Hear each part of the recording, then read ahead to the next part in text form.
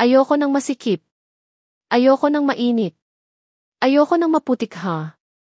Linya sa pelikula yun ah. Busit kasi. Nagising ako na ang sikip-sikip ng pakiramdam ko. Lagkit na ko sa pawis ko. Kahit ayaw ko pa sana dumilat ako at naging dahilan yun ng pagsakit ng ulo ko. Curse this hangover. Hindi talaga ako marunong madala. Inom pa rin ang inom kahit ang kapalit nun ay pagising sa umaga na sobrang sakit ng ulo. Pak shit. Parang binibiyak ang ulo ko sa sakit. Pinilit kong abutin ang ulo ko gamit ang kamay ko pero sa hindi ko maintindihan na dahilan hindi ako makagalaw. Pinilit kong tignan yung mga kamay. Tuluyang nagising ang diwa ko nang makita ko yung dahilan. Nakatali day. Anak ng Tokinawang hapon. Nakatali ang mga kamay ko sa magkabilang side ko. Bukod doon ay meron ding dalawang kamay na nakadantay sa akin. Ganun na lang ang bilis ng tibok ng puso ko. Ayoko nang lumingon sa magkabila. Ramdam. Naramdam ko ang hininga nila sa lig ko. Braso pa lang. Alam na. Sobrang init. Basa na yata ang katawan ko ng pawis. Hindi rin ako makahinga ng maayos sa posisyon namin. Kaya kahit labag sa loob ko, unti-unti akong lumingon sa kaliwa. Halos mahalikan na niya ako sa lapit ng muka niya. Kay Kiefer. Tawag ko sa kanya. Hindi na tinag ang luko at mukhang himbing na himbing. Dahan-dahan akong tumingin sa kanan ko at halos ganun din ang sitwasyon at posisyon niya. Yuri. Tawag ko din sa kanya. Hindi rin siya gumalaw. Sobrang lagkit na ako sa pawis ko. Pinilit kong gumalaw at bunggin sila. Malakas na pag-ingit ang narinig ko sa kanila. Bahagya din silang lumayo sa akin. Gising na. Utang na loob. Ang liit ng tent ko pinagkasya nyo yung sarili nyo. Dito. Inis na sabi ko sa kanila. Si Yuri ang unang dumilat at bumangon. Naghikab muna siya bago ako harapin. Good morning. Nakangiti niya ng bati sa akin. Good morning din, baka gusto mo na akong kalagan? Sarkastikong tanong ko. Tinignan niya ang mga kamay ko. Akala ko abutin na niya yung buhol ng tali pero inabot lang pala niya si Kiefer para kalabitin. Ilang beses niya nang ginawa yun bago tuluyang magising yung isa. What? Inis na tanong nung hari kay Yuri. Kakalagan ko na ba to? Tanong naman ni Yuri. At nanghingi pa talaga siya ng permiso. Tinignan ako ng pesteng hari bago ngumiti. Wag muna. Sayang yung pagkakataon. Anong pagkakataon? Gagawin na ba natin ngayon? Tanong ni Yuri. Anong gagawin? Pwede rin. Ang alin? Hindi ba tayo maririnig sa labas? Maririnig ang alin? Takpan mo yung bibig para hindi tayo marinig. Halos mabali ang liig ko sa pagpapabalik-balik ng tingin sa kanila. Hindi ko maintindihan ang pinag-uusapan nila. Umiti si Yuri at bahagya nang nilapit ang muka niya sa akin. Sobrang nawiwerduhan na. Jay. Huwag ka magagalit ah. Tanong niya na sobrang pinagtaka ko. Reripin ka. Na namin ni Kiefer. Shoot ang names. Ano? Baliw kayo. Sigaw ko habang pilit umaalis sa pagkakatali sa akin. Bigla na lang silang nagtawanan ng malakas. Dun ko nakuha na pinagtripan lang nila. Ko dalawa. Halos mawala na ang pagitan ng kilay ko sa pagsalubong nito. Tinanggal ni Yuri ang pagkakatali sa akin. Bumangon ako at agad silang sinuntok sa braso. Reklamo ni Kiefer habang hinihimas ang braso. Mga animal kayo. Inis na sabi ko at lumabas ng tent. Ganun na lang ang ginhawa ko. Sobrang init kasi sa loob ng tent, idagdag pang 3. Kami sa loob. Pang-2 lang kaya yan. Lalakad na sana ako palapit sa jug para manguha ng tubig pero natigilan ako sa mga reaksyon nila. Ito pa ang mga weirdo. Lahat sila naglayuan pero sa akin pa rin nakatingin. Merong nagtago sa likod ng puno. At tent nila. Si Sin naman nagtago sa likod ni David. Anyari sa inyo?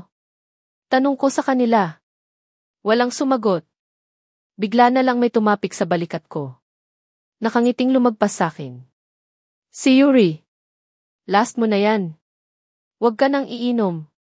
Sabi pa niya bago kumuha ng tubig. Holy cow, kalabaw. Anong nangyari kagabi? Nalasing ako. Alam ko. Pero anong nangyari pagkatapos?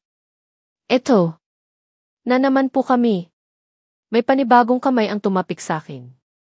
Nakangitiring lumagpas sakin si Kiefer. Nice tea. Sabi niya at kumuha rin ng tubig. Barakuda. Pakshit. Flashback. Alulululululululululu. Malakas ang tawanan nila habang pinapanood ako sa harap ng bonfire. Go JJ. End of flashback. Natakpan ko na lang ang mukha ko sa sobrang kahihiyan. Sinasabi ko na. Asar naman. Narinig kong nagtatawanan si Kiefer at Yuri. Tinignan ko naman sila agad ng masama. Kahit hindi nila sabihin alam kong ako yung pinagtatawanan nila. Napatingin ako kay Sin na nasa likod pa rin ni David. Panay lang ang silip niya. Cindy. Tawag ko sa kanya at tangkang lalapit pero agad siya nang umatras habang nakahawak pa rin kay David. Huwag ka lalapit. Inis ko naman siya ng tinignan. Napapano ka ba? Itago mo ko, David. Sigaw niya. Hinayaan lang naman siya ni David na magtago sa likod niya. Puno ng pagtataka yung itsura ko dahil sa inaasta nila. Tignan ko si Eman pero hindi pa man ako nakakapagsalita, tumakbo na siya palayo. Ganon din ang ginawa ni Josh kahit sobrang sama ng tingin niya sa akin. Hala! Ano bang nangyayari sa inyo? Tanong ko pero walang sumagot. Ang lakas ng trip mo kagabi. Sabi ni Yuri habang inaabutan ako ng tubig. Nangamba agad ako. Parang alam ko na kung ano yung ginawa ko. Naku naman! Sino nga pala si Barakuda? Tanong ni Kiefer. Iha! Sabi mo kasi kagabi ikaw si Barakuda. Nanlaki ang mga mata ko. Ano? Character yun na ginampanan ko sa school play. Namin. Noon. Halos pabulong kong sagot. Sa sobrang kahihiyan ko noon, umakyat ako sa stage na lasing. Yun din ang unang beses na tumikim ako ng alak. Tumawa si Yuri at Kiefer. Taka. Naman akong napantingin sa kanila. Congratulations.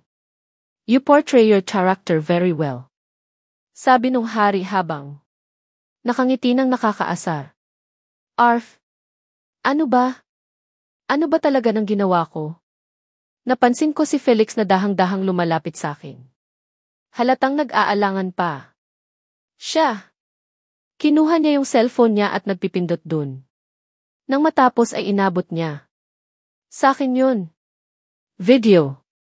Na naman? Pinlay ko yung video. Ang likot ng kuha. Masakit sa mata panoorin pero kailangan kung pagtiyagaang para maalala ko yung ginawa ko. Malakas ang sigawan nila.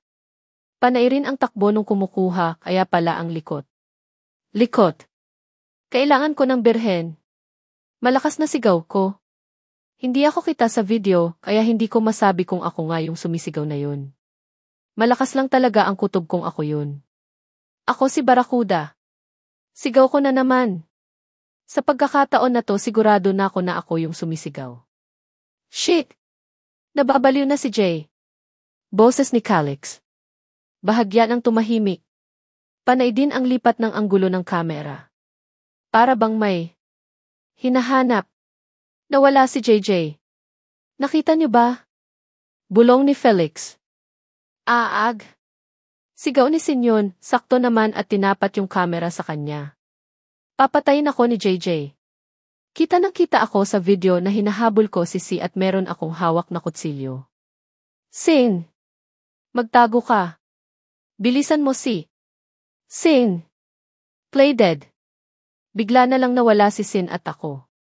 Muli na namang nagpalipat-lipat yung anggulo ng kamera. Asan? Nag-aalala ng tanong ni Felix. Tumapat yung kamera sa bonfire. Maya-maya ay lumabas ako at parang may hinahanap. Kailangan ko ng birhen. Kailangan ko ng birhen. Kapalit ng walang hangang buhay. Paulit-ulit na sigaw ko. Nanlulumo ako sa itsura ko sa video. Yung mga pinagsasasabi ko, kapareho linya ko. Sa school play namin noon. Mukhang tanga. Si Eman. Berhen pa yan. Biglang sigaw ni Blaster dun sa video kasabay ng malakas. Natawanan. Gago Blaster. Eman. Takbo. Muli na naman akong nawala sa video. Dun ko lang napansin na mukhang nagtatago sila.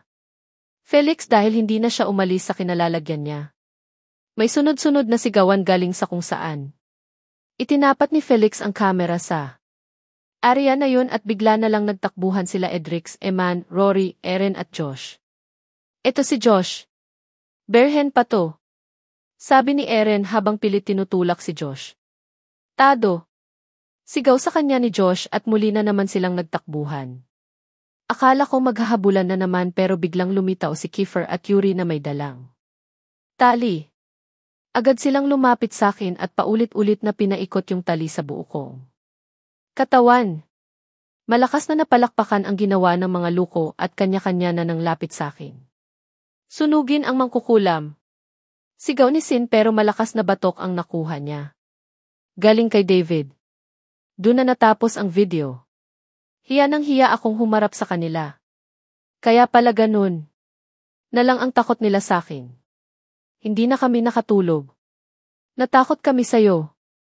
Sabi ni Felix habang inaabot ko sa kanya ang cellphone niya. Sorry. Sabi ko. Hinarap ko din si Sin na pilit nagtatago sa likod ni David.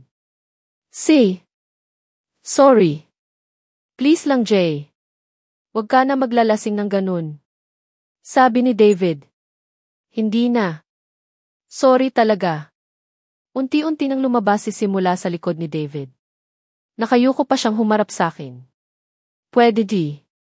Panimula niya at hinintay naman namin ang kasunod niya ng sasabihin. Mag-toothbrush ka muna. Mas nakakatakot pa yung amoy ng hininga mo aray.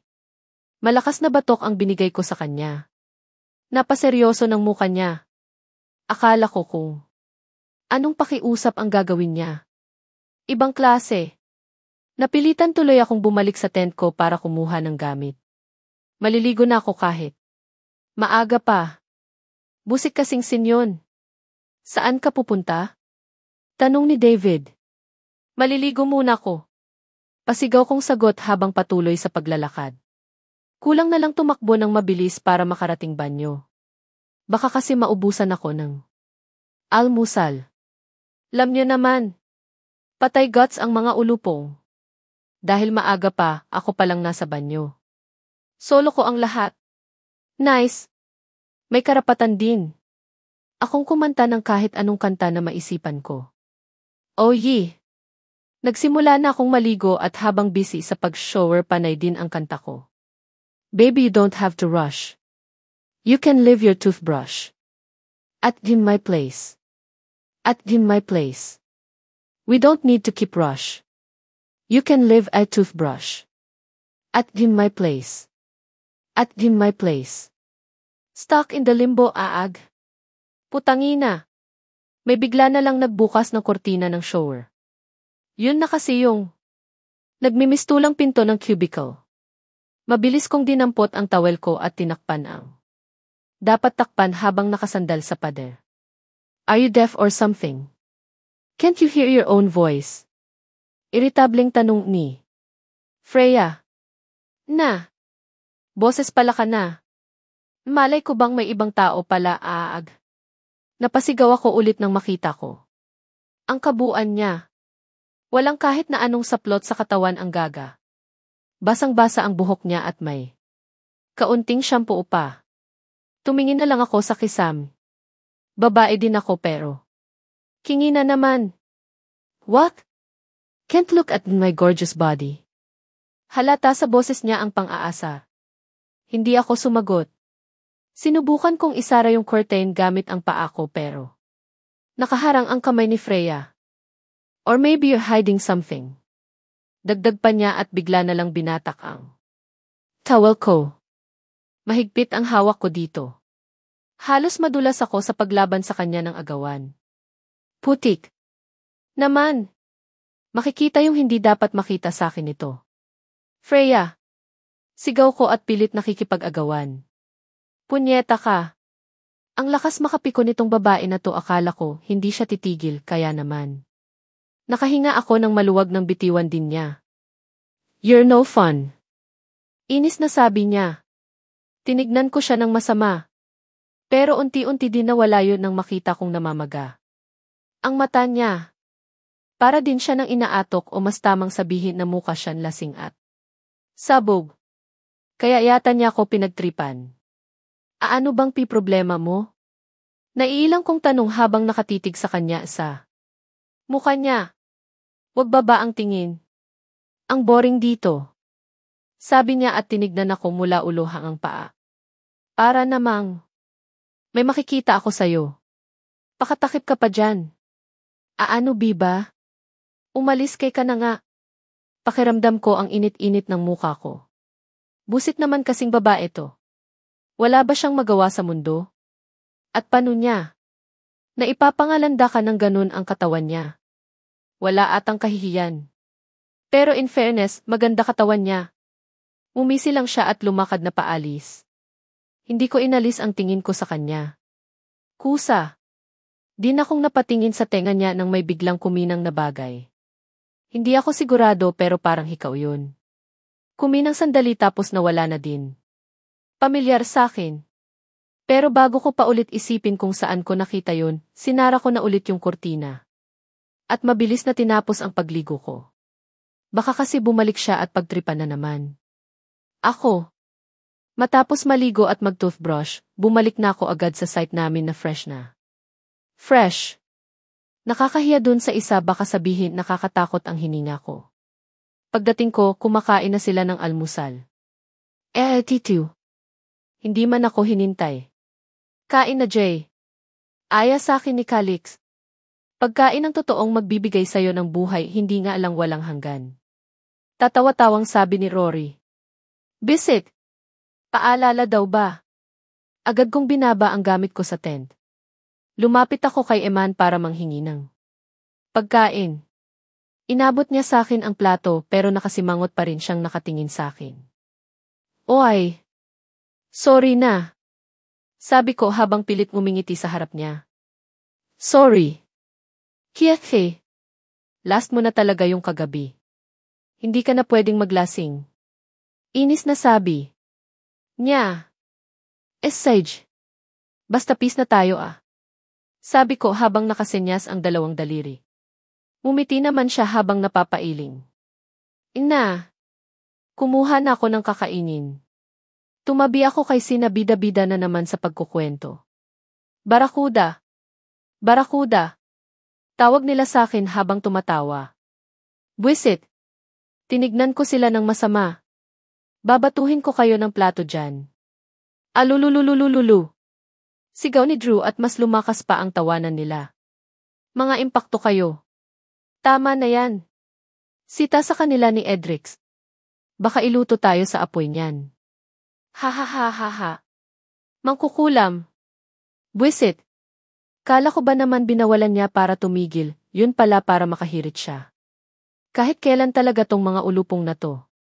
Tuloy ang pang-aasar nila sa akin habang kumakain. Pagkatapos, isa-isa na silang umalis papunta sa banyo. Maliligo na sila dahil attend na naman kami ng program. Lunch pagkatapos noon, tapos tatambay na naman kami kasi hindi naman kami kasali sa activity canim nila. Napakamakabuluhan talaga ng retreat na to, dama ng dama ko. Unang nakabalik sila Rory at Edrix kaya sa kanila na ako sumabay. Susunod naman yung iba. Kagaya kahapon, nasa hulihan na naman ang pwesto namin. Napatingin ako sa Section A, ang lakas kasi ng tawanan nila. As usual, nagsusolo na naman si Ella at Aris. Nakikipagkwentuhan naman si Mika pero grupo ni Freya yung magulo. Barakuda! Barakuda! Sigaw na kung sino habang tumatakbo. Sino pa nga ba? One time. Pasapak lang sa bata na to, yun lang wish ko. Isa ng sapak lang talaga. Masaya na ako nun. Usog ka. Diyan ako. Sabi niya sabay tulak sakin. Tignan mo tong tao na to makatulak wagas. Muntik pa akong masubsob. Tignan ko siya. Nang masama pero minisyan lang niya ko. Batang kumag. Nagdatingan na rin ang iba. Nagsalita yung organizer sa mic kaya naman nagsitahimik. Na. Inumpisahan ulit sa dasal. Bantayan niyo yung isa dyan. Baka makatulog na naman. Parinig ni Blaster at nagtawanan sila. Tis! Hindi ako makakatulog. Pagtataray ko sa kanila. Tumingin na kami sa harap ng bahagyang umubo ang organizer para agawin ang atensyon namin. Let's talk about something that everyone can relate. Sabi nung may hawak sa mic. Very common and known to this world. Alam ko yan. Alam ko yan. Pera. Love. Ay corny. Bigla na lang tumayo si Sin, nakataas ang dalawang kamay habang sumisigaw ng walang forever. Agad na nagtinginan ang mga tao sa kanya.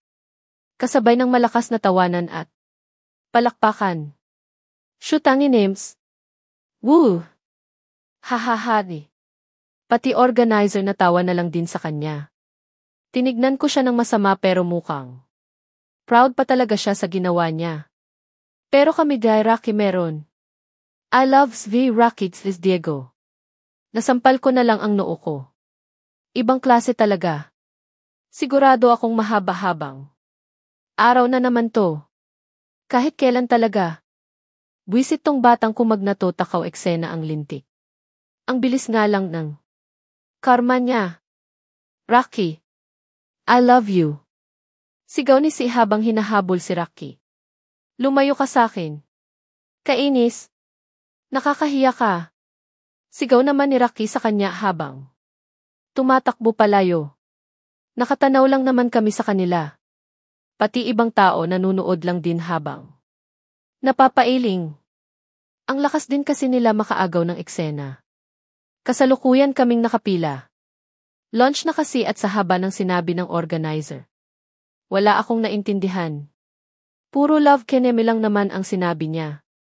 Meron pang nag-aminan ng feelings pero syempre walang tatalo kay Sin. JD. Tawag sa akin ni David habang inaabot ang tray. Kinuha ko yun at agad na namili ng kakainin. Malayo pa ako pero tanaw na tanaw ko. Ang lechon. Bes. Lechon. Nagmamantika. Habang nilalagyan ng pagkain yung tray ko, hindi maalis yung tingin ko sa lechon. At dahil gutuman ang tropa nyo, hindi pa kami umaalis sa pila kumakain na ako. Woohoo! Lapang mga bes. Maupo ka kaya muna. Sabi ni Kiefer sakin. Hindi pa tayo nakakaalis sa pila. Nangangalahati na yan. Bakit ba nangingialam ka? Inis na tanong ko sa kanya. Inirapan niya ko sabay abot ng bottled water. Takaw. Hindi ko na lang siya pinansin at nagtuloy na lang. Bago pumunta sa pwesto namin. Hinintay muna namin yung iba. Dahil matagal bago natapos si Sin na siyang pinakahuli sa mga hinihintay. Namin halos paubos na yung pagkain ko sa tray. Hindi ko na talaga kaya ng tiisin. Ginutom ako ng sinabi ng organizer. Sa wakas natapos din ni. Inis na sabi ni Calix. Tara na. Tara na. Aya ni Edrix. Naglakad na kami pabalik sa pwesto namin. Nakakailang hakbang pa lang ako nang bigla nang lumipad yung tray ko papapunta sa ere at diretsong lagapak sa sahig. Yung pagkain ko. Oops! Sorry. Nakatawang sabi ni Freya. Gusto kong magalit sa kanya at sugurin siya pero nanaig ang lungkot sa puso ko. Lungkot dahil sahig na lang ang nakinabang sa pagkain ko sa halip na sikmura ko. Eto na naman po tayo. Dinig kong bulong ni David. Nasa nakataob na tray pa rin ako nakatingin. Kahit nakakain na ako ng mahigit 10 subo ng kanin at ulam hindi pa rin sapat yun. Lalo na't meron pang natitira. Alam kong maraming nagugutom sa mundo. Hindi dapat nagsasayang ng kakainin. Hindi. Dapat magsayang ng lechon. Naisip ba niya ang dinanas ng baboy na iyan bago siya katayin? Ang preparasyon niya para maging masarap siya. Marami siyang pinagdaanan. Mantika, apoy, baga, at kawayan, lahat ng yan nasayang ng dahil kay Freya ng impakta. Tinignan ko siya ng masama. Tanga mo. Sigaw ko at agad na nagsalubong ang kilay niya. Excuse me. Iritang sagot niya sa akin. Alam mo bang hirap ang baboy na iyan magpataba para lang maging lechon? Sabi ko. Habang nakaturo sa ilang piraso ng lechon sa sahig. Ano daw? Yung lechon. May hugot si JJ sa lechon. Muntik pa siyang hindi mapili dahil may mas malaki pa sa kanya. Muntik pa siyang madepress. Dagdag ko. Halos lahat sila takang nakatingin sa akin at sa tinuturo ko. Hindi ko mapigilan ang inis ko. Yung lechon. What the hell are you talking about? Inis na tanong ni Freya. Malamang ayan. Sagot ko at dinuro-duro ang ilang pirasong lechon. Ganyan ka. Naman eh. Hindi mo ba naisip yung damdamin ang baboy na iyan nang mapili siyang maging lechon? Siyempre, sobrang saya. EJ. Sabay-sabay na sagot ng mga tao sa paligid ko. Mga wala kayong puso. Ang alam niyo lang kasi kumain ng kumain. Ano sa tingin mong mararamdaman niya ngayon kapag nalaman niyang hindi siya kinain? Na natapon lang siya sa sahig. Pagpapatuloy ko. Masasaktan yun. Siyempre, hindi. Mo alam yun dahil sarili mo lang iniisip mo. Nakatangang nakatingin sa akin ang lahat. Gulong-gulo sa mga naririnig nila mula sa akin. May ilang beses ding kumurap si Freya bago magsalita. What the DCA? Tumaas ang isang kilay niya. Anong connect ng mga pinagsasasabi mo sa ginawa ko? Nagsalubong na sa inis ang kilay ko. Connect. Walang connect. Walang internet. Hindi bayad. May naramdaman akong kamay na humawak sa balikat ko. Tinignan ko yun at nakita ko. Si Sin, bahagya siyang nakayuko at parang nakikisimpat siya sa akin. JD. Panimula niya.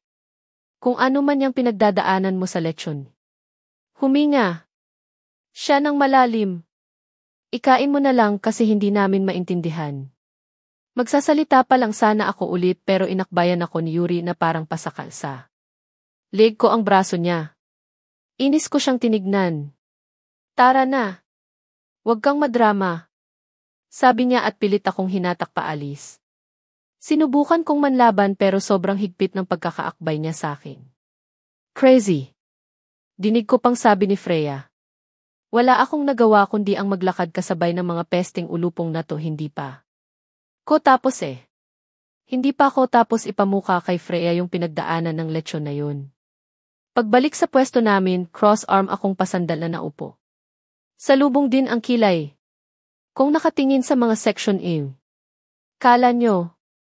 Mumultuhin kayo ni Piggy. May bigla nang nag-abot sa akin ang tray na may pagkain. Pagtingin ko si Kiefer at seryosong nakatingin sa akin. Bakit mo binibigay sa akin? Tanong ko. Para hindi ka na sumibangot. Bored niyang sagot. Paano ka? I'm full. I ate too many rice this morning. Ayoko sana. Kasi nga pagkain niya yun tapos ako kakain. Kaya lang kasi nabitin ako sa kinakain ko kanina. Patalsikin daw ba kasi ni Freya sa ere, di wala nang natira. Sa'kin. Hati na lang tayo. Suggestion ko. Nagbuntong hininga siya at naupo sa tabi ko. Nakangiti akong kinuha yung tray sa kanya at nagsimulang kumain. Binalik ko sa kanya yun matapos sumubo ng isa hangang 2 beses.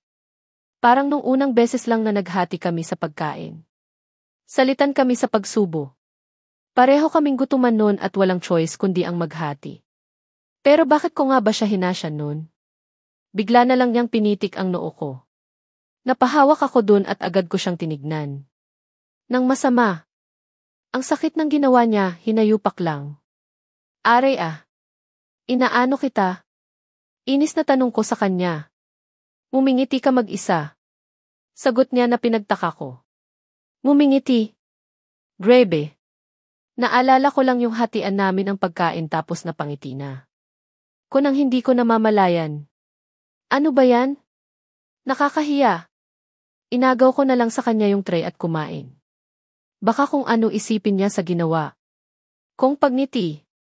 Pagkatapos humiti kumain, bumalik na kami sa campsite namin. Hindi naman. Kasi kami kasali sa activity kenemi nila. Bigla na lang nagtakbuhan sila Eren at Kalik sa duyan ni Yuri. Akala namin. Kung ano yun pala nag-uunahan lang sa pagsakay. Ako na una. Sigaw ni Eren. Ako kaya. Alis nga. Sagot ni Calix. Ako. Ipapakulam ko kayo kay JJ Barracuda. Sigaw ni Si at agad na nagtawanan. Ang mga talipandas. Batang kumag. Kainis tong bata na to, pinaalala pa yun sa lahat. Hindi rin naman sila nakahiga sa duyan dahil lumapit sa kanila si Yuri at pinaalis sila para siya ang makahiga. Ano kayo ngayon? Buti nga sa inyo. Kanya-kanya kami ng pwesto. Yung iba natulog dahil napuyat daw sila sa ginawa ko. Kagabi. Yung iba naman naglaro ng baraha, yung walang pusta. Meron namang nagkukwentuhan at syempre kami ni Sinyon. Anong sabi mo sa kanila? Tanong niya tungkol dun sa school play namin na ginampanan ko. Sabi ko, ayoko. Wala ako alam sa ganun. Bored kong sagot. Paano kanila napapayag? Sinumbong nila ko sa advisor namin. Kakausapin daw nila si Lola kapag hindi ako pumayag. Bakit ba ikaw napili nila? Siyempre. Para makaganti sa akin. Gago yung mga classmate ko na yon. Ano namang kwento yung ginawa nyo? Gawa nila. Tungkol sa isang dilag na hindi kumukupas ang ganda. Ako yung gumanap. Sa mangkukulam na version tapos yung maganda sa klase namin yung magandang version. Paliwanag ko ng may halong inis. Kasi naman, maganda pa ako dun sa kaklase ko na yun tapos ako yung pinili nila sa mangkukulam na version. Mga kingi names talaga nila. Hulaan ko linya mo sa play. Nakatawang sabi ni Si. Hinintay ko naman siya habang bored na nakatingin sa kanya. Umupo pa siya ng maayos. Bago magsalita. Ako si Barracuda at kailangan ko ng birhen, kapalit ng walang hangang buhay. Pang. Gagaya niya sa mga sinabi ko na narinig ko din sa video. Napangiwi ako. Tuwang-tuwa kasi siya sa mga sinabi niya. Tumataas-taas pa ang kilay niya habang nakanganga. Mahaba yun. Hindi lang yan yun. Nakalimutan ko lang yung ibang line. Ano nga palang sabi nila nung umakyat ka ng stage na lasing? Tanong niya pa ulit. Wala. Wala. Bakit wala? Huli na nila nalaman. Nung tapos na yung program, bigla na lang kasi akong nawala. Saan ka nagpunta? Sa banyo. Sumuka kasi ako ng sumuka. Ang chismis pa nga, buntis daw ako. Anong sabi mo? Sinabi ko yung totoo, nakainom ako. Wala naman naniwala kasi mas nanaig yung chismis na buntis ako. Bigla na lang siyang tumawa ng malakas. May pahampas-hampas pa sa hita niya. Hindi ko siya masisisi, mga wala kasing isip yung mga kaklase ko nun. Kahit hanggang ngayon naman yata wala. Boyfriend ko na kasi si Cyrus nun. Akala naman nila may ginagawa na kaming milagro. Jossem! Ni hindi nga kami nag-holding hands ng hinayupak na yun. Siya rin ang nagdala ng alak nun at pinainom ako pampatanggal daw ng kaba. Kung ano-ano na lang ang napag-usapan namin dala ng pagkainip. Panay din ang kwento niya tungkol sa kondo niya at sa pamangkin ang tagalinis niya, Veronica daw ang pangalan. Mas bata siya sa akin. Kapag wala ang tita niya siya ang naglilinis. Bakit mo ba siya kinukwento sa akin? Putol ko sa sinasabi niya. Napunta na kasi yung usapan kay Veronica, hindi ko pa naman siya nakikita. Kakaiba din magkwento tong bata na to, kusang naiba yung topic na hindi ko namamalayan. Wala lang. Mabilis niyang sagot sa akin. Baka naman crush mo yung Veronica. Pang-aasar ko sa kanya. Pinandilatan niya ako ng mata. Natawa na lang ako nang bigla siyang namula. Insumbong ko. Kaya kay Rakito. Wala. Malakas niyang sigaw na akala mo kay kagalit. Huwag kang ang ano dyan. Baka makarating kay Raki yan. Pahina ng pahina niyang sabi habang nakanguso. Tinawanan ko na lang siya. Guilty kasi. Isang beses pa lang akong nagtatanong tapos. Ganun na yung reaksyon. Simpleng paghanga lang naman yun kaya walang problema. Saka bata pa naman siya. Tinulak-tulak niya ako ng parang bata na nagpapaalis ng kalaro. Sa halip na mainis. Sa kanya lalo lang akong natawa. Nakayuko kasi siya at pilit tinatago ang muka. Paano na si Raki niyan? May Veronica pala. Pang-aasar ko sa kanya. Crush lang naman yun. Kay Raki pa rin ako. Nakanguso niyang sagot. Di umamin ka din. Napapailing na lang ako. Hanggang sa meron akong biglang naalala. Yung gabing dinner kami ng pamilya niya. Naalala mo yung sinabi sa akin nung dinner natin kasama sila Kuya Angelo at family mo? Tanong ko. Sandali siyang tumahimik na parang nag-iisip. Hindi pwedeng hindi niya makalimutan. Yon. Dahil natadtad ng tanong ang isip ko noon. Sabi niya patawarin ko daw sila at malaki ang kasalanan nila sa akin. Hindi naman niya. Nilinaw yun. Kaya hanggang ngayon litong-lito ako. Bigla na lang siyang tumayo at diretsong nakatingin sa isang direksyon. Akala ko kung bakit kaya tumayo din ako? Pinagpag ko pa ang damit ko. Bakit? CTL lang ako. Paalam niya at mabilis na tumakbo paalis. Sobrang obvious na umiiwas na naman siya sa mga katanungan ko. Nakaramdam ako ng inis. Bad trip kasi. Kinuha ko na lang yung cellphone ko at tinignan ang oras. Mag-aapat na oras na pala. Kaming nagkukwentuhan ng mokong na yun. Nakita ko si Felix na sisindihan na yung kumpol ng sanga sa gitna. Nagsisimula na. Rin kasing dumilim. Si Eman naman nagsimula ng ayusin ang lulutuin niya. Agad akong lumapit sa kanya para tumulong. Haba ng kwentuhan niyo ni Si. Komento ni Eman habang inaabot sa akin ang mga paper plates para wala ng hugas-hugas, diretso na lang sa apoy. Daldal. Nagnod lang siya at nagpatuloy na. Parang mga bakasyonista naman yung ibang. Ulupong. Kakagising lang kasi mula sa pagkakatulog at todo inat pa. Habang nagluluto si Eman, bumalik si Sin na humahangos at parang nakipagkarera. Pawis na hirap maghabol ng hininga. Enyar. Laro tayo. Ayan niya habang nakangiti. Umandar na naman ang pagiging bata. Kala ko naman kung ano. Ikain mo na lang yan. Parang bata na nagpapadyak si Si. Napataas ang isang kilay ko sa inaasta niya. Sige na. Nakita ko sila doon sa hall. Naglalaro sila ng truth or dare. Pagpipilit. Ni Si. Sinong sila? Tanong ni Calix. Di yung mga kasali sa activity. Yung mga ibang section. Kami nga lang pala kasi ang hindi. Sige na. Please, D. Pagpipilit ni Si at tinignan ako na parang nakikiusap. Oo, okay lang sakin. Wala naman masyado ginagawa. Sabi ko at tinignan yung iba. Bored namang sumang-ayon yung iba. Tinignan ko yung hari na sumang-ayon din Si. Yuri nang umiti at nagnod. Yung iba naman kamot ulo lang at halata ng napilitan. Kumain muna kami bago simulan ang larong gustong gawin ni Sin, inayos din namin. Yung paligid. Nakapabilog kami sa bonfire. May kinuha sila sa cooler na alak. Sabay-sabay pa silang tumingin sa akin at bigla nalang nagtawanan. CJ, apihin niyo ko. Ha, ha, ha, ha. Sarcastic na tawa ko sa kanila. Ayos lang yan. Sabi ni David at ginulo ang buhok ko bago umupo sa tabi ko. Eto na. Eto na. Sigaw ni Sin kaya lahat kami tumingin sa kanya. Inaalog niya ang isang bote ng Pepsi. Para bang tinatanggal niya yung spirit. Nakatingin lang kami sa kanya hanggang sa buksan niya yun at haluan niya ng toyo. Hoy! Sin! Kadiri naman yan. Salaola. Kadiri ba? Ito lang naman ang iinumin ng hindi gagawin yung dare o sasabihin ang truth.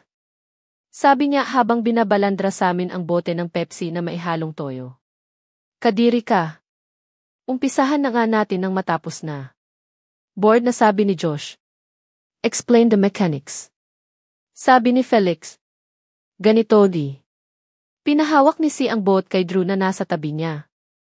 Kakanta tayo. Habang pinagpapasapasahan ang bote. Kapag huminto ang kanta kung sinong matapatan ng bote, siyang tatanungin ang truth or dare. Bagong-bago ah. Sarkastiko ng komento ni Denzel. Umpisahan na. Masayang sabi ni Si at naupo sa tabi ko. Kinuha niya ang cellphone at nagpatugtog ng kung ano-ano. Sinasabayan naman namin. Yun at minsan ay pumapalakpak pa. Pinagpasapasahan ang bote. Merong mabilis magpasa at yung iba parang nanadya na. Bagalan bago ibigay sa katabi. Bigla na lang namatay yung tugtog at huminto kaming lahat sa pagkanta. Huminto din ang bote kay Josh. Truth or dare? Sabay-sabay naming tanong. Truth. Mabilis niya ng sagot. Ang katabi niya ang unang magtatanong sa kanya. Kapag walang tanong pwedeng mag-pass. Na lang para yung sunod na katabi ang magtanong. Ayos tong laro na to. Bakla ka ba? Diretsyong tanong ni Blaster. Malakas na tawanan ang sinagot naming lahat. Kung hindi ba naman abnormal? Bahagya. Akong tumingin kay Kit at Mayo pero nakikitawa lang din sila. Hindi ako sigurado kung pinapakita lang nilang hindi sila affected o talaga nang wala. Lang sa kanila. Hindi.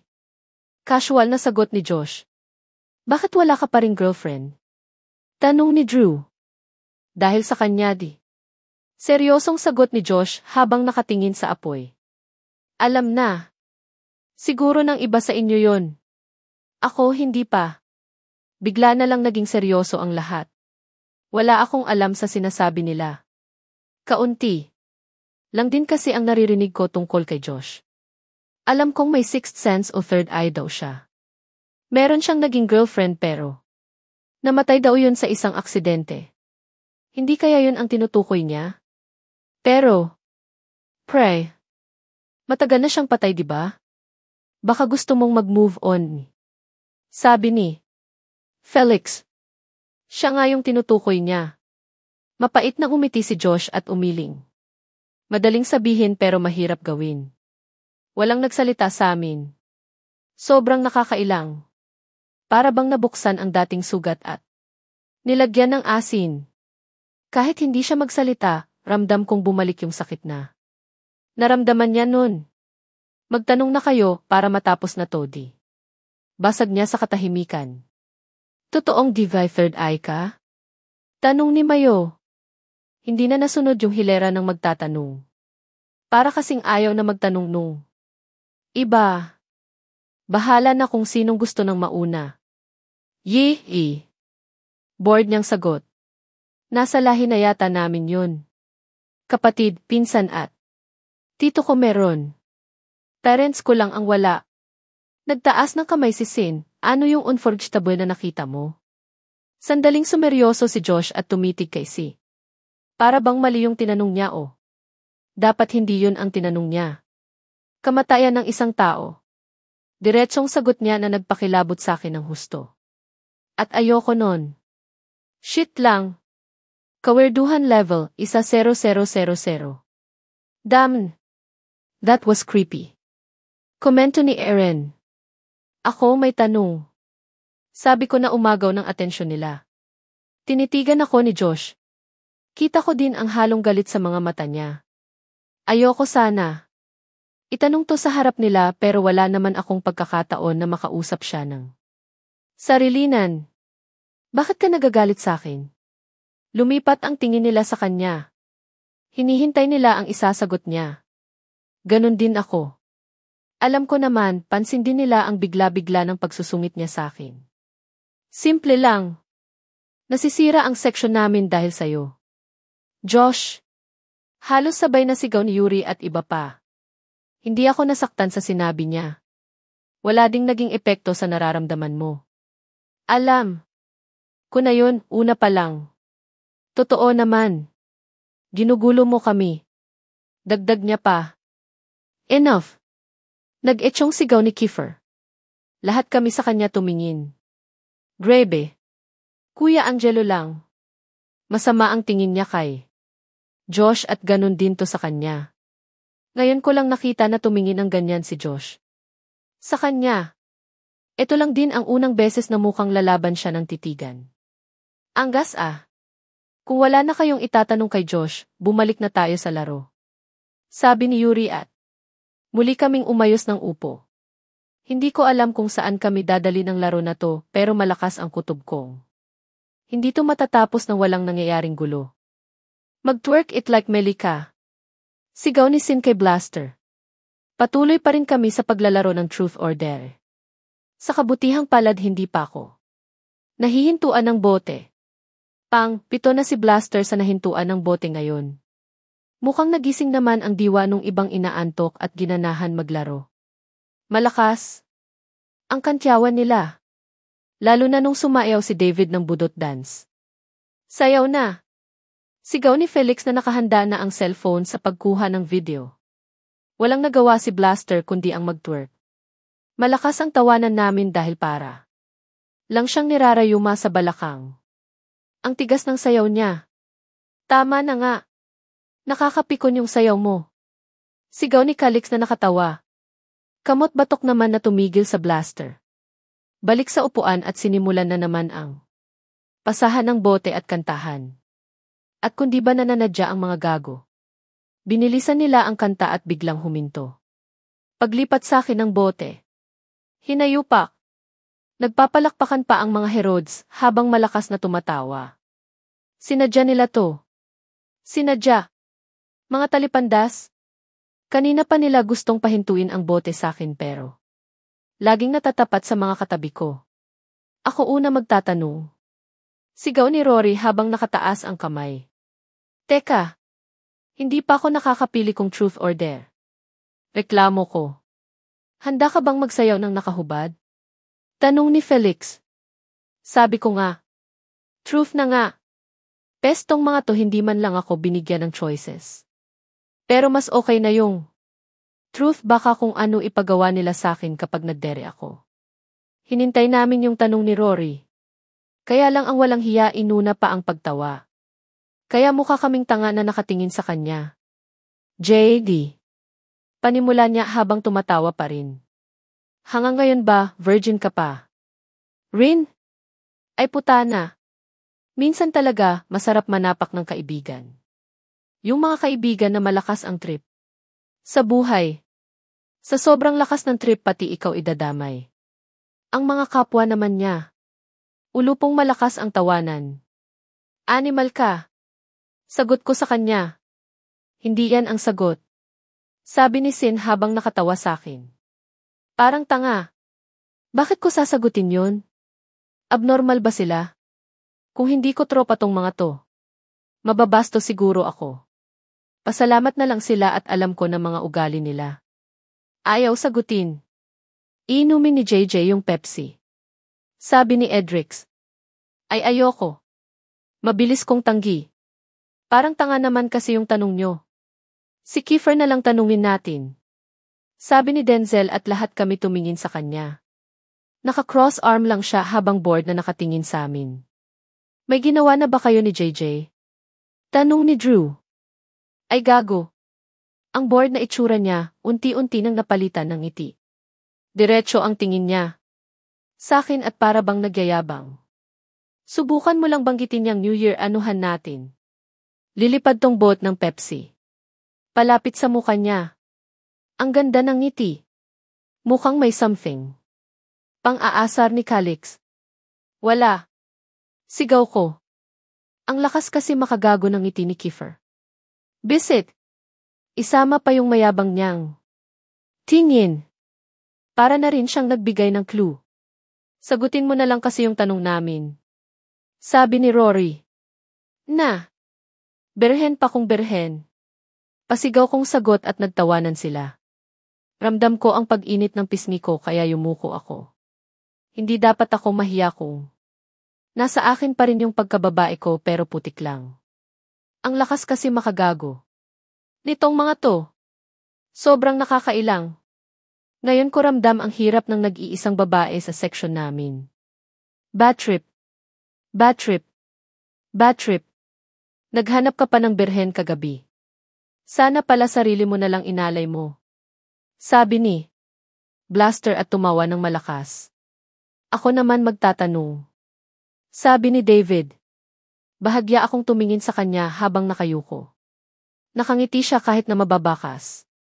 Sa mukha ang pagiging seryoso niya. Kung wala ba si Kiefer? May pag-asa ba ako sa'yo?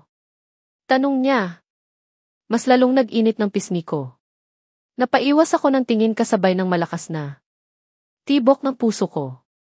Ramdam ko ang titig sa akin ni Kiefer at Yuri. Hindi ko alam kung bakit, pero kinakabahan ako ng sobra sa tanong niya. Naghihintay. Di nang sagot yung iba. Sa totoo lang hindi ko masagot kahit sa sarili ko lang. Mabait sa akin si David. Kasama namin siya ni Sin sa mga kalokohan. Nililibre niya kami kahit walang espesyal na okasyon. Kahit seryoso ng seryoso ang mukha niya, ramdam kong nag-enjoy din. Siya nang kasama kami. Pero kahit saan ko tignan, parang wala naman ibang meaning ang mga yun. Magkaibigan lang kami at ganun din naman ang tingin niya sa akin. Kung sasabihin kong hindi, baka sumama ang loob niya sa akin.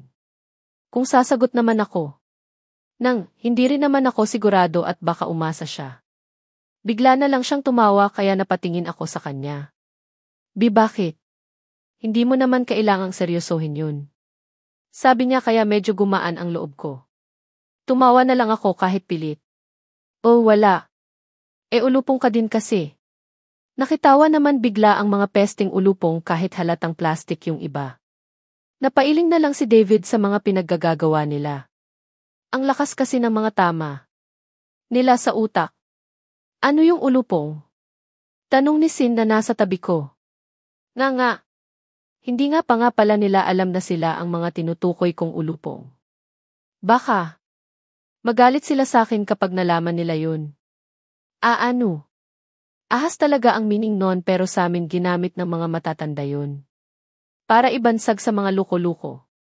Paliwanag ko.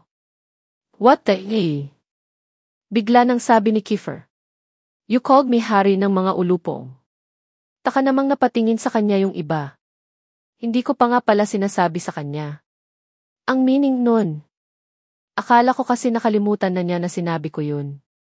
Nagpilit ako ng ngiti at baka sakaling madaan sa pagpapacute. Yun kung cute nga. So you mean hari ako ng mga luko-luko? Inis na tanong niya. Mas nilakihan ko pa ang ngiti ko. Labas gilagid kung kailangan. Kaya lang mukhang hindi gumagana, masama na kasi ang tingin niya sa akin. Hindi naman sa. Teka lang. Puto ni Felix sa sasabihin ko. Kung si Kiefer ang hari. Kami ba? Yung AC luko-luko. Lagot. Titig na titig ako sa kanila. Hindi ko magawang ikurap ang mata ko.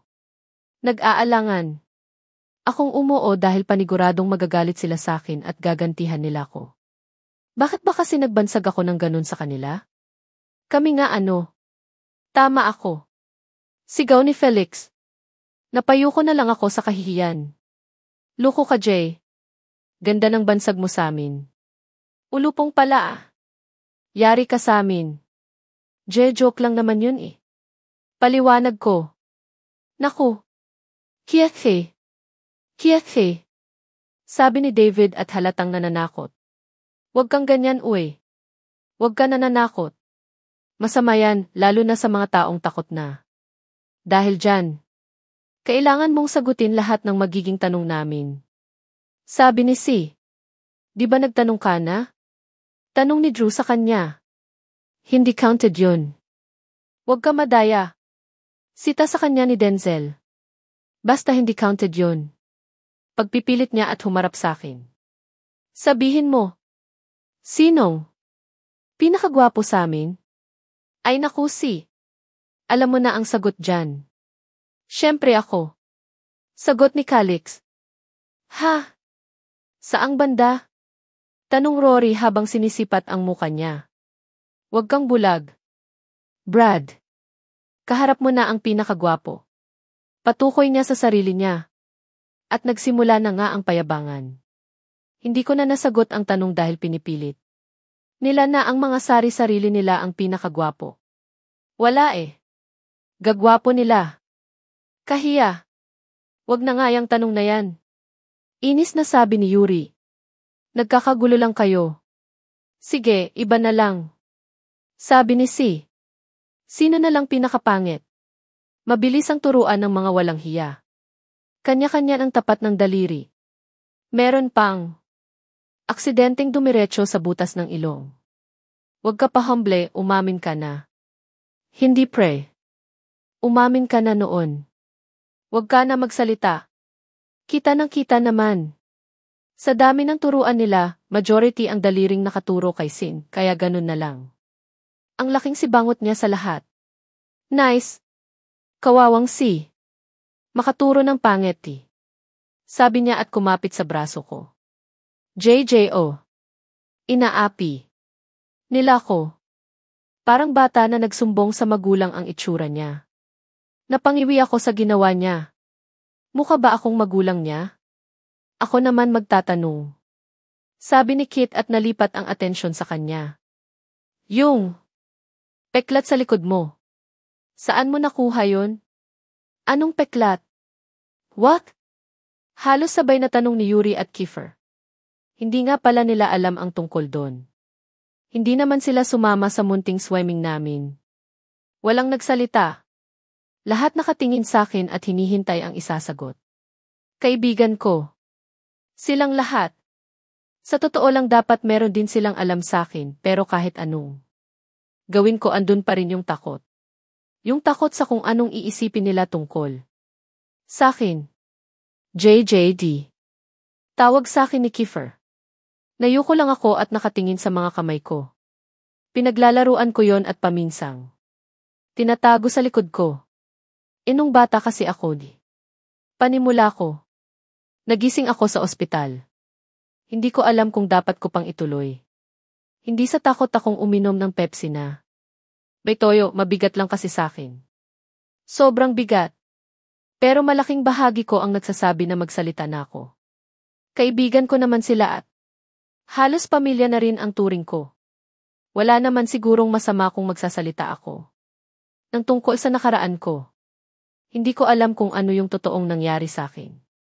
Ilang beses nila akong tinanong at nagbanggit sila ng mga pangalan pero wala akong kilala sa mga yun ni. Pagpapatuloy ko. Marami akong sugat sa katawan kasama na yung sugat sa likod. Matagal bago ako lumabas pero sa halip na iwi nila ko kay mama, inuwi nila ko kay lola. Napabuntong hininga ako. Sobrang bigat sa pakiramdam kapag naalala ko yung panahon na nasa ospital ako. Walang araw na hindi ko hinintay si mama na dalawin ako at kamustahin ako. Pero wala na yatang masasakit pa nung sinabi nila sa akin na ayaw. Talaga niya akong dalawin. Pag uwi ko, dun ko lang nalaman yung nangyari sa akin. Naririnig kong uusapan ng mga tito at tita ko. Binugbog daw ako ng huling asawa ni mama. Tapos, pati pala yung mga naunang asawa niya ganun din yung ginawa sa akin. Kusang. Bumagsak ang luha ko. Hindi ko na napigilan pa. Pero ang nakakapagtaka doon. Wala akong maalala sa mga sinasabi nila. Kahit isa. Sinubukan kong isipin yung mga binanggit nilang pangalan. Umiling ako kasabay ng pagbutong hininga. Pero wala talaga. Episodic amnesia di. Biglang sabi ni Josh kaya tumingin kami sa kanya. Yun. Yung pagkawala ng piling bahagi ng alaala. Pwedeng bumalik, pwede ring hindi na. Hindi ko alam. Nagpatingin ka na ba ulit sa doktor? Tanong ni Yuri. Umiling ako. Hindi na rin kasi namin napag-usapan ni Lola yun. 9 years old pa lang. Ako nun. Masyado nang matagal. Kung sinasaktan ka pala nung mga amahin mo. Hindi kaya. Pinasok ka ng plansa sa likod. Sabi ni Mayo. Ganun na lang ang kaba sa sinabi niya. Paano nga kung ganun? Nakaramdam ako bigla ng takot. Hindi ko alam kung bakit pero kakaiba yung takot sa loob ko, para bang matagal nang nakakubli. Sira ulo pala yung stepdad mo eh. Galit na sabi ni C. Huwag siyang papakita. Sa akin. O anong gagawin mo? Naghahamon na tanong ni David. Hi stepdad. Sabi niya habang kumakaway at nakangiti. Nagtawanan naman kami sa ginawa niya. Kala ko kung anong gagawin niya. Ang yabang. Yabang pa ng pagkakasalita niya. Kahit papano gumaan ang pakiramdam ko. Ang lakas. Talaga niya makabasag ng drama. Sira ulo kasin. Tapang-tapang tapos hi. Kahit kailan sin. Malay ko ba dun? Hindi ko naman kilala. Siyempre dapat babatiin ko muna. Palusot. Niya habang umunguso-nguso pa. Tama na nga yan. Sigaw ni Blaster. Tuloy ang laro. Hindi pa ako nakakaganti. Bahagya kaming nagtawanan. Muling umayos ng pwesto yung iba. Sinimulan ang kantahan. At pasahan ng bote. Habang kumakanta, pinagmamasdan ko sila. Madrama mang pakinggan pero natutuwa ako. Na dito ako napunta sa section na to, may ilang beses na sigurong nasabi yun pero maraming beses ko talagang ipagpapasalamat yun. Parte na sila ng buhay ko, pamilya na sila sakin. Bigla na lang yumakap si Sin sakin. Taka akong napatingin sa kanya. Huwag ka mag-alala. Pagtatanggol kita sa stepdads mo na yun. Sabi niya. Stepdads talaga? Sige kapag nagkita kami ulit. Sagot ko at mumiti. Umiti siya sa akin at bumalik sa pwesto. Huminto ang pagkanta at agad naming hinanap. Ang bote. Ganun na lang ang gulat ko nang mapunta yon kay Yuri. Truth or dare? Sabay-sabay nilang tanong. Truth. Mabilis niyang sagot. Pakshit. Bakit yun pinili mo?